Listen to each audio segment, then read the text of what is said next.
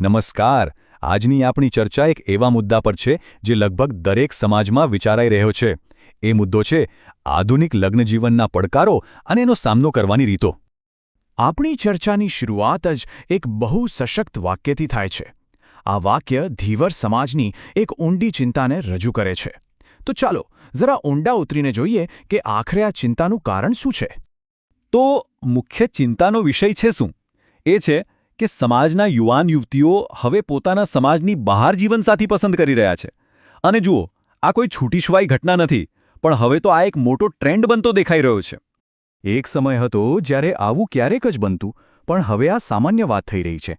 અને આ જ બદલાવને લીધે સમાજના વડીલો અને આગેવાનો સ્વાભાવિક છે કે ગંભીર વિચારમાં પડી ગયા છે. એ લોકો આ નવા પડકારને સમજવાની અને એનો કોઈક ઉકેલ શોધવાની કોશિશ કરી રહ્યા છે. આ વાતને સમજવા માટે એક નક્કર ઉદાહરણ પણ આપવામાં આવ્યું છે. તાજેતરમાં થયેલા 6 લગ્નોમાંથી વિચાર કરો, 4 લગ્નોમાં જીવનસાથી બીજા સમાજમાંથી હતા. એટલે કે 2/3 કરતાં પણ વધુ. તો પછી સવાલ એ થાય કે આવું થઈ કેમ રહ્યું છે? આ પરિવર્તન પાછળના કારણો શું છે? શું આ ખાલી યુવાનોની પોતાની પસંદગીનો મામલો છે કે પછી એની પાછળ કોઈ ઊંડા સામાજિક અને આર્થિક કારણો પણ છુપાયેલા છે? આપણા સ્રોત મુજબ આની પાછળ ઘણા બધા કારણો છે. જેમ કે છોકરા-છોકરીઓ વચ્ચે શિક્ષણનો જે તફાવત છે એ, પછી પહેલાં સેટલ થવું છે એવી માનસિકતા, અપેક્ષાઓ પણ બહુ ઊંચી થઈ ગઈ છે, યુવાનોને જોડતા આધુનિક પ્લેટફોર્મ્સની કમી છે, અને હા, કારકિર્દી અને લગ્ન વચ્ચેની જે ગડમથલ છે એ તો ખરી જ. આમાંથી એક બહુ મોટું પરિબળ છે સેટલ સિન્ડ્રોમ. આ એક એવી માનસિકતા છે જ્યાં લગ્ન કરતા પહેલાં સંપૂર્ણ આર્થિક સ્થિરતા મેળવવી જરૂરી માનવામાં આવે છે. આને કારણે શું થાય છે? લગ્નનો નિર્ણય લેવામાં બહુ મોડું થઈ જાય છે અને ઉંમર નીકળી જાય છે. હવે આ જે ટ્રેન્ડ છે એના કારણે એક બહુ જ રસપ્રદ ચર્ચા છેડાઈ છે. એ ચર્ચા છે પરંપરા અને આધુનિકતા વચ્ચેની. એક બાજુ છે આપણા જૂના મૂલ્યો અને બીજી બાજુ છે નવા વિચારો. અને રસપ્રદ વાત તો એ છે કે વિજ્ઞાન પણ આમાં કંઈક અલગ જ કહે છે. જુઓ, બંને બાજુ દલીલો મજબૂત છે. જો સમાજની અંદર લગ્ન થાય તો સંસ્કૃતિ અને પરંપરાઓ સચવાય છે અને એક મજબૂત સોશિયલ સપોર્ટ સિસ્ટમ મળે છે. પણ જો સમાજની બહાર લગ્ન થાય તો નવા વિચારો આવે છે, સોશિયલ નેટવર્ક મોટું બને છે અને જેનેટિક ડાયવર્સિટી પણ વધે છે. પણ આ તો બધી સામાજિક વાતો થઈ. સૌથી રસપ્રદ ભાગ તો હવે આવે છે. શું વિજ્ઞાન આ બાબતે કોઈ અલગ દૃષ્ટિકોણ આપે છે? ચાલો એ પણ જાણીએ. વિજ્ઞાનમાં એક કોન્સેપ્ટ છે જેને હાઇબ્રિડ વિગર કે હેટરોસિસ કહે છે.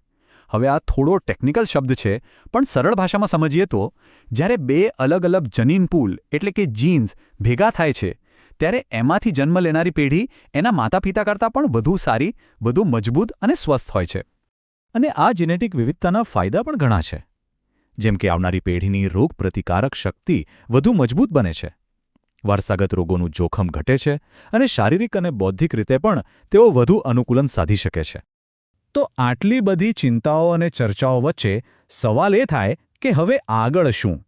સારી વાત એ છે કે સ્ત્રોત ફક્ત સમસ્યાઓ નથી ગણાવતો, પણ એનો એક સ્પષ્ટ અને વ્યવહારુ ઉકેલ પણ સૂચવે છે. અને આ ઉકેલનો સૌથી મોટો આધારસ્તંભ છે આ એક નંબર. આ છે 27 વર્ષની ગોલ્ડન વિન્ડો. એટલે કે 27 વર્ષની ઉંમર એ લગ્ન માટેનો સૌથી આદર્શ સમયગાળો માનવામાં આવ્યો છે. આ એક એવો સમય છે જેમાં પરિપક્વતા, જૈવિક સ્વાસ્થ્ય અને નાણાકીય સ્થિતિ આ બધા વચ્ચે એક સરસ સંતુલન સધાય છે. આ ગોલ્ડન વિન્ડોના ફાયદા પણ બહુ સ્પષ્ટ છે. પહેલું, નાણાકીય રીતે. આ ઉંમરે લગ્ન કરવાથી રિટાયરમેન્ટ સુધીમાં દેવું મુક્ત થવાનું આયોજન કરી શકાય છે. બીજું, પેઢીગત રીતે. બાળકો સાથે ઉંમરનો તફાવત ઓછો રહે છે, જેથી સંબંધો વધુ સારા બને. અને ત્રીજું, જૈવિક રીતે. આ સમય પ્રજનન ક્ષમતા માટે શ્રેષ્ઠ છે, જે સ્વસ્થ બાળકોની સંભાવના વધારે છે. આ ઉંમરના સૂચન સિવાય જીવનસાથી શોધવાની આખી પ્રક્રિયાને જ આધુનિક બનાવવાની વાત છે. જેમ કે ડિજિટલ પ્લેટફોર્મનો વધુ સારો ઉપયોગ કરવો, યુવાનો એકબીજાને મળી શકે એ માટે અનૌપચારિક સામાજિક કાર્યક્રમો ગોઠવવા, પ્રી મેરિટલ કાઉન્સેલિંગની વ્યવસ્થા કરવી અને જરૂર પડીએ શૈક્ષણિક ભંડોળ પણ પૂરું પાડવું. આમ આ બધા જ સૂચનોને ભેગા કરીને એક નવો સામાજિક કરાર બનાવવાની જરૂર છે. એક એવો સમતોલિત અભિગમ જે આધુનિક યુગની જરૂરિયાતોને પણ સમજે અને આપણી પરંપરાઓનું પણ સન્માન કરે. આ નવા કરાર હેઠળ જીવનસાથી શોધવા માટે એક સિમ્પલ 3 સ્ટેપ પ્રોસેસ સૂચવવામાં આવી છે. સ્ટેપ 1, સૌથી પહેલા પોતાના સમાજમાં જ યોગ્ય પાત્ર શોધવાનો પ્રયત્ન કરો. સ્ટેપ 2 આ શોધ 25થી 27 વર્ષની ગોલ્ડન વિન્ડોમાં જ પૂરી કરવાનો લક્ષ્યાંક રાખો. અને સ્ટેપ 3 જો આ સમયગાળામાં સમાજમાં યોગ્ય પાત્ર ન મળે તો પરિવારના સહયોગથી સમાજની બહાર પણ નજર દોડાવવા માટે તૈયાર રહો. અને અહીં એક સરખામણી પણ કરી છે જે આખી વાતને બહુ જ સ્પષ્ટ કરી દે છે. 27 વર્ષની ઉંમર સુધીમાં લગ્ન કરવા અને 30 પછી લગ્ન કરવા એના ફાયદા અને ગેરફાયદા શું છે? જેમ કે પાત્ર પસંદગીના વિકલ્પો, પરિવાર ઉછેર માટેની એનર્જી અને નાણાકીય આયોજન. આ બધી બાબતોમાં કેટલો ફરક પડી જાય છે એ અહીં સ્પષ્ટ દેખાય છે. આખરે વાત એક જ જગ્યાએ આવીને અટકે છે. સમાજનું ભવિષ્ય ત્યારે જ ઉજળું બની શકે જ્યારે એક જાગૃત વડીલ અને એક સમજદાર યુવાન આ બંને સાથે મળીને કામ કરે. આ એક ભાગીદારીનો માર્ગ છે. તો આખા વિશ્લેષણનો સાર શું છે? એ જ કે યુવાનો પર નિયંત્રણ કરવાને બદલે એમને યોગ્ય માર્ગદર્શન અને તકો આપવામાં આવે.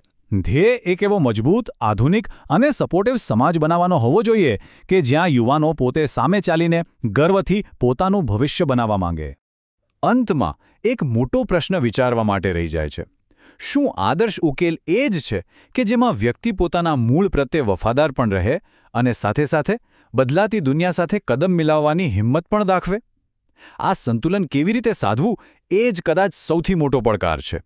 આજની આ ચર્ચામાં અહીં સુધી સાથ આપવા બદલ આભાર.